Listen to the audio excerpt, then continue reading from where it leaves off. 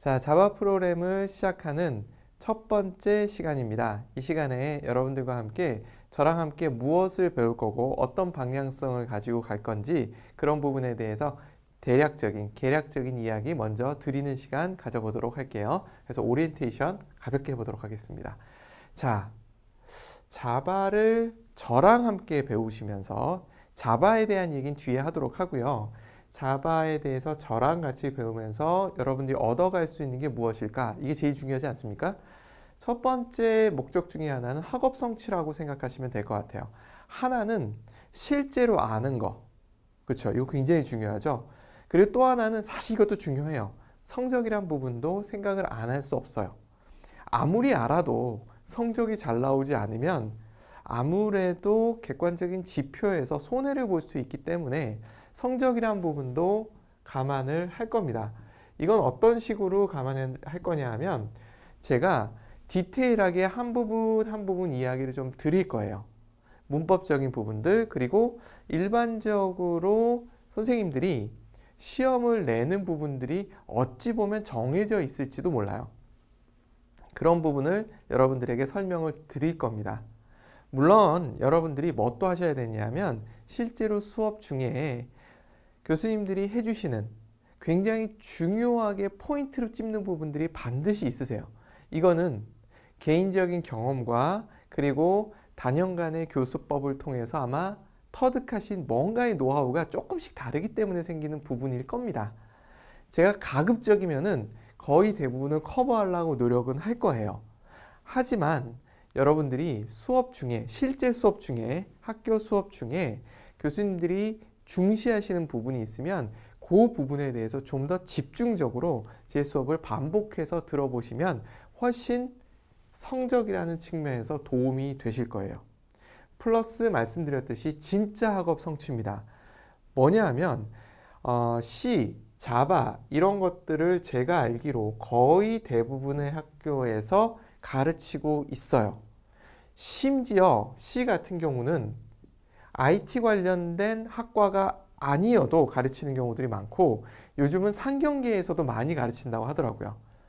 그런 경우에 이걸 가르치는 이유가 뭐냐 하면 아주 기본적인 논리적인 사고가 필요하기 때문이에요. 그들은. 그런데 공학 계열로 오게 되면 이런 프로그램을 다룰 줄을 모르면 여러분들이 실제로 다른 수업을 따라가는데 굉장히 불편해요.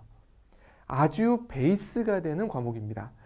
특히 전산과 관련된 학과에 있으신 분들은 더 하실 거예요. 컴퓨터 사이언스나 전자라든가 뭐 통계라든가 아니면 제어라든가 이런 쪽은 요즘 기계공학이나 건축공학 하시는 분들도 시뮬레이터를 워낙 많이 쓰기 때문에 알고 계셔야 되더라고요.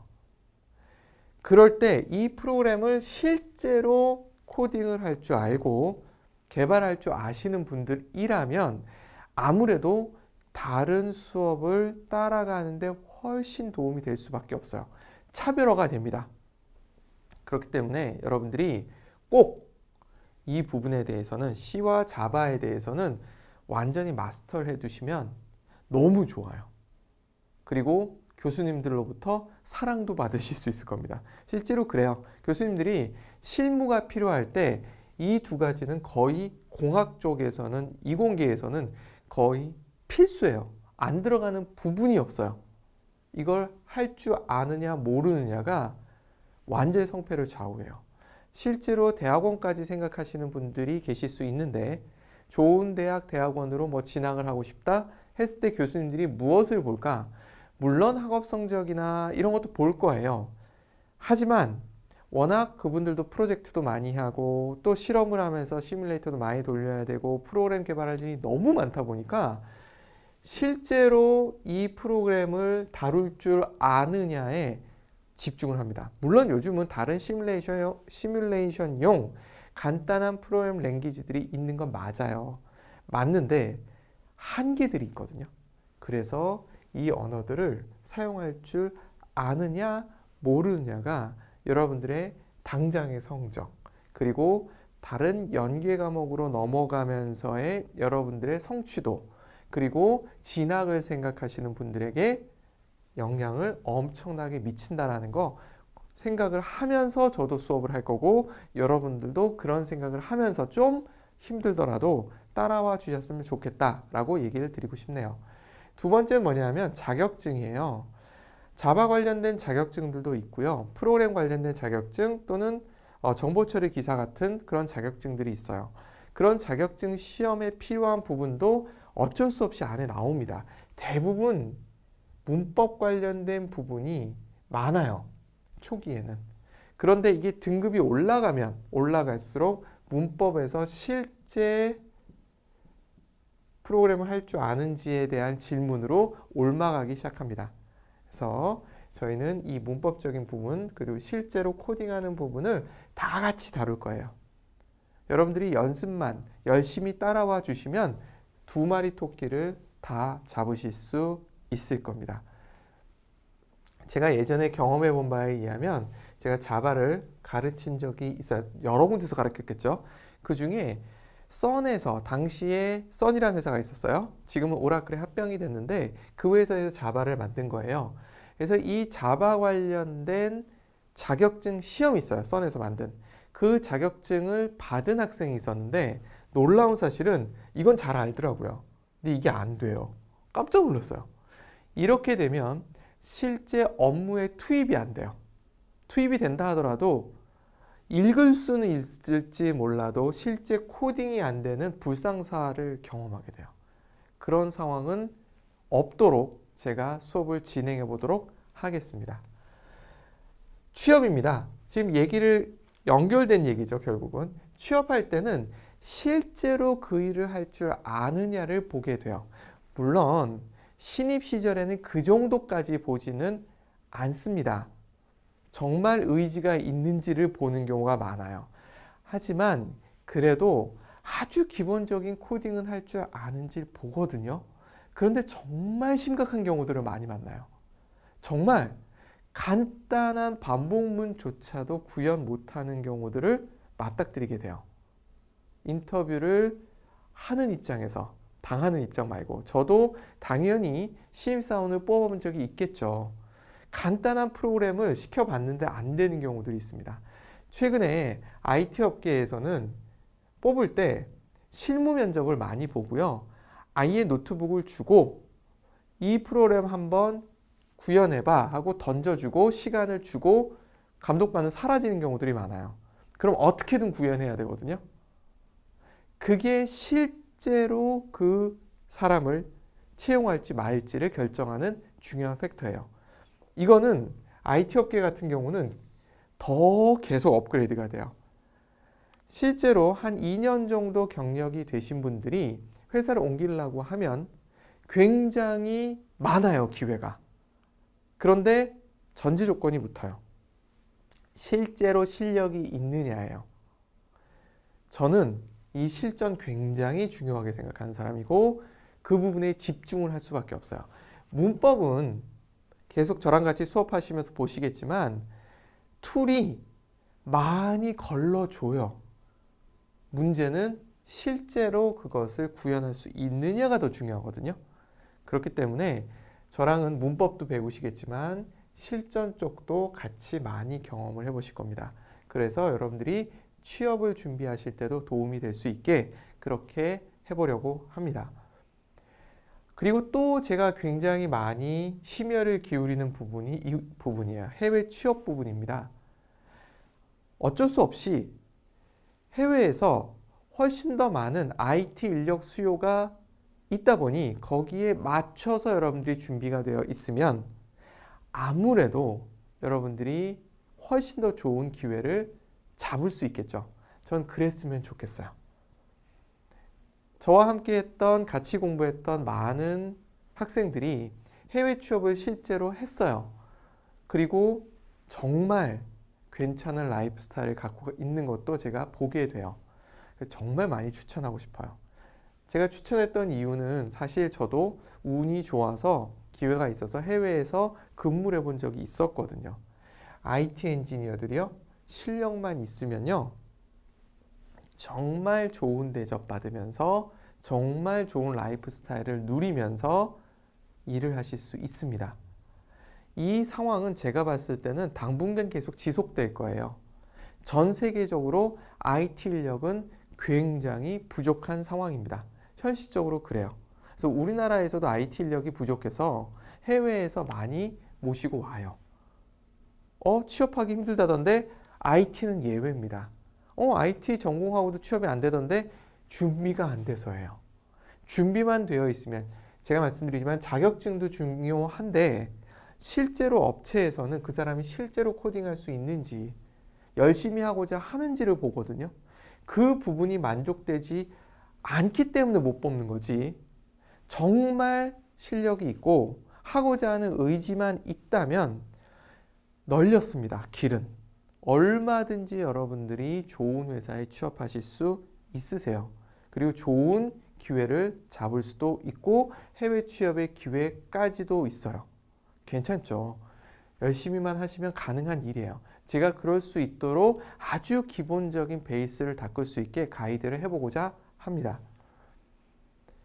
그래서 라이프 스타일이 튀어나오는 거예요. IT 엔지니어들에게 이게 충분히 가능합니다. IT 엔지니어의 직군 특성상 옛날엔 아니었지만 지금은 이 IT 엔지니어들은 창의성이 굉장히 중요하고, 이들은 관리 대상이 아니라 무언가 서포트만 해주면, 정말 실력만 있다면 결과를 계속 낼 수 있는 사람이라는 걸 알고 있어요. 그래서 훨씬 자유로운 분위기에서 훨씬 좋은 조건 속에서 일을 하실 수 있어요.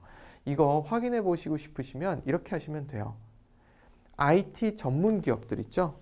게임 기업들 이런 데 있잖아요. 네이버, 카카오, NC 대표적인 3대장이라고 하지 않습니까? 그런 기업들을 한번 방문해 보세요. 로비 분위기부터 다르고요. 거기 직원들의 그런 모습들이 달라요. 완전히 다릅니다. 저는 해외에서 일을 해보면서도 정말 뼈저리게 느꼈어요. 너무 다르다는 거 알았어요.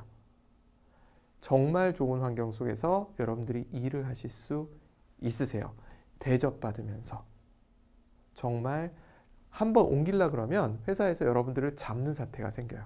준비만 철저하게 하시면. 그 준비의 기초를 한번 같이 해보고자 합니다. 자, 그럼 무엇을 배울 건지를 한번 얘기해 보도록 할게요. 뭘 배울 거냐 하면, 어쩔 수 없이 프로그램 언어가 여기서부터 시작이 됐어요. 절차 지향 언어라고 해서 흐름이에요. 일의 작업 순서라고 생각하시면 됩니다. 말이 어렵죠? 작업 순서 중심으로 프로그램을 했었어요. 흐름도, 순서도, 이런 거 혹시 들어보신 적 있나요? 일을 어떠한 플로우에 따라서 할 것인지에 대한 부분, 이 부분 중심으로 만들어져 있는 게 절차지향 언어라고 해요. 이 절차지향 언어에서는 뭐에 집중을 해야 되느냐 하면, 이 작업이라는 데 포커스가 있기 때문에 이 작업을 효율적으로 해야 되거든요. 그 효율성을 극대화하는 게 뭐냐면 반복이에요. 뭐냐면, 사람은 일을 간단하게 시켰는데 프로그램, 컴퓨터는 일을 열심히 해야 되는 상황을 만드는 거예요.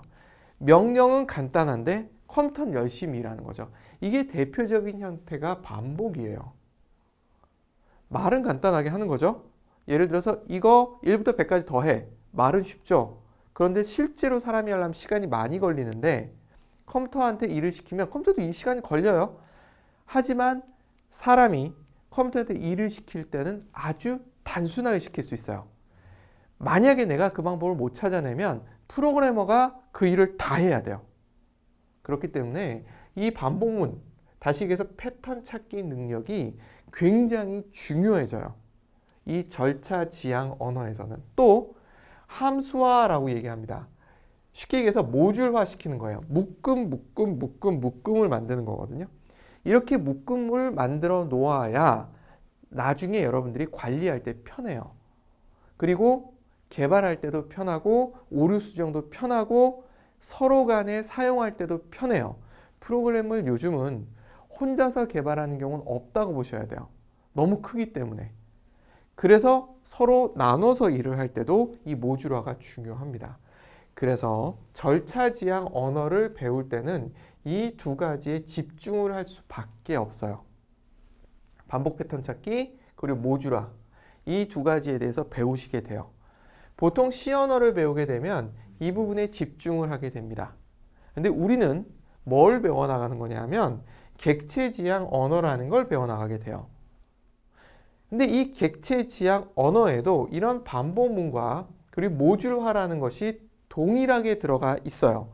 즉 객체지향 언어라는 것 자체는 절차지향 언어 위에서 개발된 거기 때문에 이 객체지향 언어는 절차지향 언어를 내포하고 있어요. 절차지향 언어가 이렇다면 객체지향 언어가 이런 넓은 포함 관계를 갖고 있어요. 그래서 우리는 어쩔 수 없이 이 부분을 공부를 하고 들어가게 됩니다. 이게 무슨 얘기냐면 여러분들이 처음 프로그램을 만나시는 분들이다 하더라도 괜찮다는 거예요. 제가 C 언어를 자꾸만 얘기를 하고 있지만 처음 프로그램 언어를 배우고자 하시는 분들조차도 같이 할 수 있도록 이 부분도 다루면서 스텝 바이 스텝으로 지나갈 거다라고 말씀을 드리는 겁니다. 좋은 점이 있어요. 사실은 C 언어보다 자바로 배우실 때가 훨씬 더 심플합니다. 그래서 좋은 부분이 굉장히 많아요. C를 가르칠 때 제가 꼭 가르쳐야 될 부분들이 많이 빠집니다. 왜냐하면 그거를 사용자가 사용하기 편하게 잘 만들어 놨기 때문이에요. 그래서 이 부분이 C 언어를 배울 때보다는 훨씬 쉽게 지나갈 수 있다는 장점은 있어요. 그 부분이 있기 때문에 요걸 배우시는 과정도 포함을 시킬 겁니다. 그리고 객체지향 언어의 특성을 배우시게 될 거예요. 이건 깊이 이제 배워 나갈 건데 간단하게만 말씀을 드리면 여러분들이 여기는 절차가 일의 흐름에 중심을 뒀다면 객체지향 언어는 데이터 중심의 사고 능력을 기르는 거다라고 생각하시면 돼요. 사실 문법 중요하지만 더 중요한 것은 객체지향 언어에서는 객체지향이라는 개념을 개념적 사고라고 말씀드렸죠.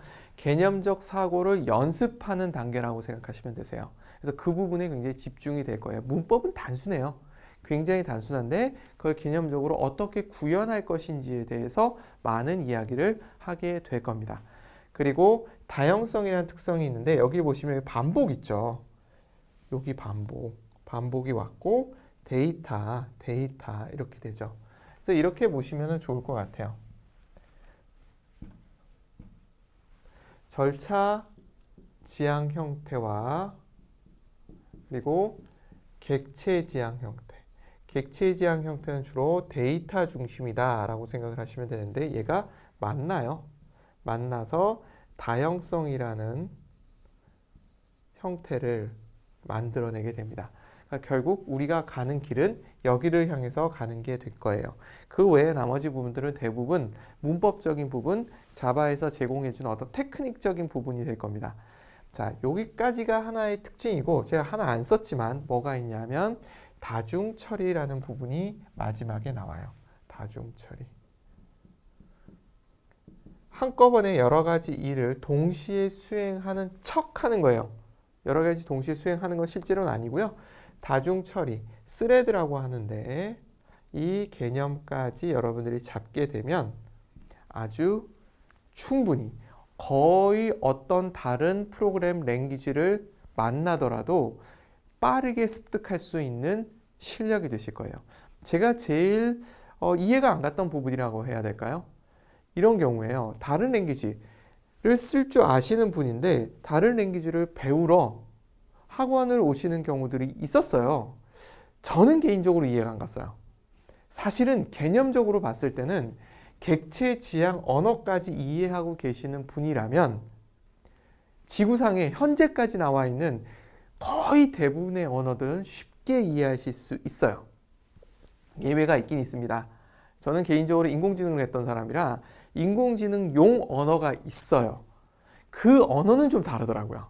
완전히 개념이 다른 룰 베이스 랭귀지 뭐 이런 게 있었어요. 그거는 구조가 많이 달랐었어요. 근데 그렇지 않은 경우에는 이 두 가지 범주를 거의 벗어나지 않아요.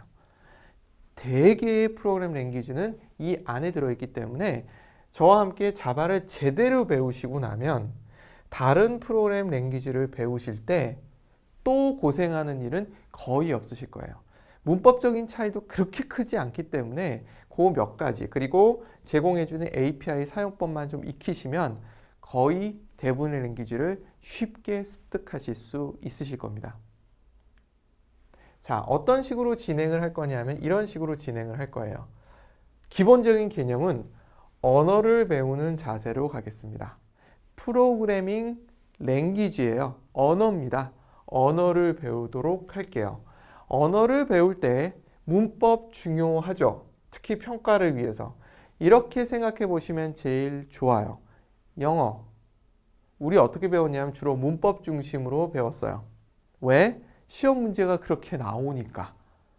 그런데 문법 중심으로 영어를 배우고 미국인 앞에 딱 쓰면 한마디도 못하는 게 한국 사람들의 대부분의 실정이죠. 거꾸로 생각해 보면 이런 거예요.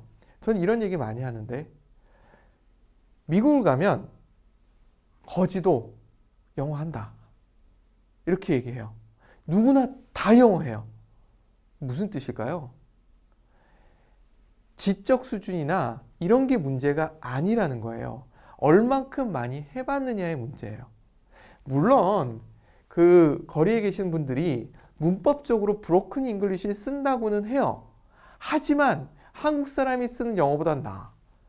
무슨 차이일까요? 이 너무 문법에 집중하다 보니까 완벽한 콩글리시를 생산해낸 거예요. 뭘 해야 되냐면 어법이 더 중요해요. 실제로 사용하는 그 실제 상황에 익숙해지셔야 돼요. 그래서 경험이 굉장히 중요합니다. 이 경험은 내가 해보는 것도 되게 중요하고요. 플러스 타인이 만들어둔 좋은 소스를 발견하고 그 소스를 계속 들여다보는 것도 중요해요. 말을 배우는 방법은 많이 들어야 돼요. 그리고 많이 해봐야 돼요. 많이 해봐야 돼요. 글을 잘 쓰는 방법은 많이 읽고 많이 써보는 거예요. 여기만 집중하시면 안 된다는 겁니다. 평가를 위해서 문법을 보시는 건 어쩔 수 없는 현실. 하지만 실제로는 이 부분이 굉장히 중요해요. 그래서 저는 모르겠습니다. 다른 분들은 어떻게 가르치실지 모르겠지만 이 부분도 다뤄야만 돼요. 어쩔 수 없이 우린 평가에 자유로울 수 없으니까. 하지만 저는 실제 여러분들 실력을 위해서 이 부분에 좀 더 시간을 쓰시기를 권해드리고 저도 그런 식으로 진행하려고 노력을 해보도록 하겠습니다. 그래서 이론과 실전을 동시에 같이 할 수 있도록 한번 노력 같이 해보도록 하면 좋을 것 같아요. 자, 마지막으로 저랑 같이 수업하시면서 여러분들이 얻을 수 있는 거 한번 제가 나름대로 정리해봤어요. 뭐냐면 영어. 제가 영어 못해요. 그런데 어쩔 수 없이 매뉴얼을 읽으려고 하다 보면 기본적인 영어는 돼야 되더라고요. 한국 사람들이 그래도 문법을 좀 배워놔서 읽는데 도움이 되는 경우들은 많이 있어요. 그거는 맞더라고요. 그래서 여러분들이 API나 아니면 자바 관련된 문서, 자바 독이 있거든요. 자바 다큐멘테이션이 있어요. 잘 정리가 돼 있어요. 문제는 우리가 영어를 못하면 읽을 수 없다는 거예요. 근데 다행인 건 공학에서 사용하는, 이공계에서 사용하는 영어는 그렇게 어려운 영어는 아니에요. 그래서 그 정도 영어는 같이 읽어봤으면 좋겠다. 실제로는요, 한국말로 매뉴얼을 써놔도 이해가 안 되는 경우가 많아요. 그래서 어떻게 하느냐 하면 매뉴얼을 읽어보고 실제로 예제 코딩을 만들어보고 아 그렇구나 이런 식으로 가면서 이해해 나가는 경우가 굉장히 많거든요. 이것도 마찬가지입니다. 단순히 영어를 잘하자 이 뜻은 아니고 기본적으로 API를 읽고 내가 테스트 프로그램을 만들어 볼 정도의 실력은 되자 이런 뜻으로 말씀을 드린 거고 혹시 해외 취업을 생각하시는 분들이라면 이 매뉴얼을 읽을 때 특히나 영문으로 읽기를 권해드려요. 그래야 용어라도 얘기할 수 있거든요. 저도 미국에서 일할 때 보니까 문장을 완전히 만드는 건 쉽지 않아요. 한국 사람한테. 물론 잘하시는 분들도 있긴 있더라고요. 근데 저는 그렇지도 않더라고요. 대신에 용어를 영어로 알고 있으면 아무래도 대화를 할 때 도움이 돼요. 왜냐하면 용어만 영어로만 써줘도 이해를 할 수 있거든요. 그런 면에서 여러분들과 함께 용어나 이런 부분을 영어로 많이 접근해 보도록 하겠습니다. 자, 그리고 또 하나 여러분들하고 같이 알게 될 게 이거예요. 기본적인 하드웨어 동작 원리를 조금 맛보실 수 있으실 겁니다. 제가 수업을 진행하다 보면 어쩔 수 없이 소프트웨어라는 것은 하드웨어 위에서 동작을 하는 거기 때문에 얘네들 간의 관계는 뗄래야 뗄 수 없는 관계예요. 또 하나는 이 소프트웨어가 하드웨어를 충분히 이해한 상태에서 구현이 되었을 때 소프트웨어의 품질이 올라가요. 퀄리티가 올라가는 거죠. 그런 얘기 들어보신 적 있는지 모르겠습니다. 윈도우 같은 경우는 하드웨어랑 분리되어 있어요. 좋은 점이 있죠. 하드웨어 만드는 회사와 소프트웨어 만드는 회사가 분리돼서 돌아가니까. 대신에 그렇기 때문에 불안정한 부분들, 그때그때 시스템마다 달라지고 하드웨어마다 달라지고 하는 경우들이 많이 생겨요. 근데 애플 같은 경우는 얘네들이 붙어 있죠. 만드는 애와 소프트웨어를 만드는 애가 붙어 있어요. 그래서 하드웨어를 최적화해서 사용을 합니다. 그래서 퀄리티가 똑같은 CPU를 쓰고 똑같은 메모리를 써도 프로그램의 동작 능력이, 성능이, 퍼포먼스가 달라져요. 그 이유는 완벽하게 사용하기 때문이에요. 그래서 여러분들이 프로그램을 개발할 때 하드웨어를 이해하고 못 이해하고는 굉장히 중요한 부분이에요. 혹시 여러분들 중에 게임 쪽에 관심, 개발입니다. 하는 거 말고 게임 개발이나 네트워크 쪽이나 이런 쪽에 관심 또는 서버 쪽에 관심이 있으신 분이라면 특히나 이건 중요해요. 이 관계를 충분히 이해하고 있는 상태에서 개발을 하느냐 아니냐는 프로그램 퀄리티를 완전히 바꾸고, 다시 얘기해서 엔지니어의 대우가 달라져요. 이걸 이해하느냐 못하느냐가. 그래서 이 부분도 살짝 맛배기로 알려드릴 거예요. 혹시 궁금해지시면 그 부분을 좀 더 파고 들어가시면 되겠습니다. 그리고 자료 구조에 대해서도 제가 어쩔 수 없이 계속 다루게 돼요. 실제로 프로그램이라는 것은 데이터가 있기 때문에 가능한 거예요. 데이터를 처리하겠다고 해서 만들어진 것이 프로그램이기 때문에 이 데이터는 굉장히 중요하고 데이터를 어떤 식으로 관리할 것이냐가 너무 중요해요. 그래서 아주 기본적인 자료 구조의 컨셉을 다루게 될 겁니다. 제가 계속 예제를 다루거나 하면서 가볍게 터치를 할 거예요. 그때 여러분들 눈여겨보셨으면 좋겠습니다. 그리고 알고리즘.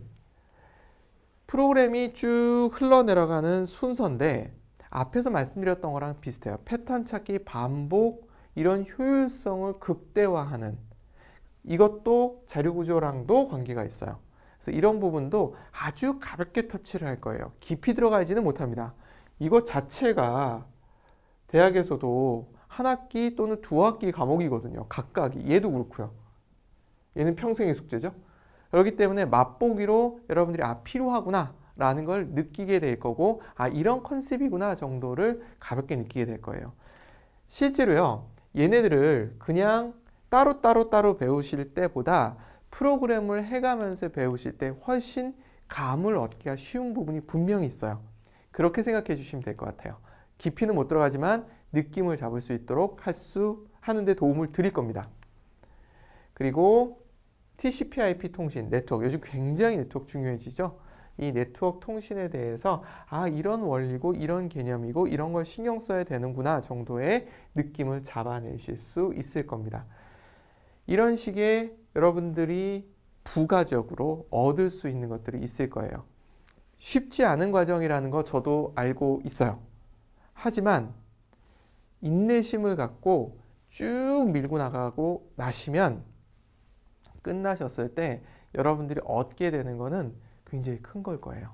단순히 학점만 얻는 수준을 넘었을 수 있다고 저는 확신을 드리고요. 그걸 통해서 여러분들의 미래의 커리어를 만들어 가는데도 충분히 도움이 될 수 있다고 생각을 합니다. 쉽지 않은 과정이지만 끝까지 포기하지 않고 같이 하셨으면 좋겠습니다.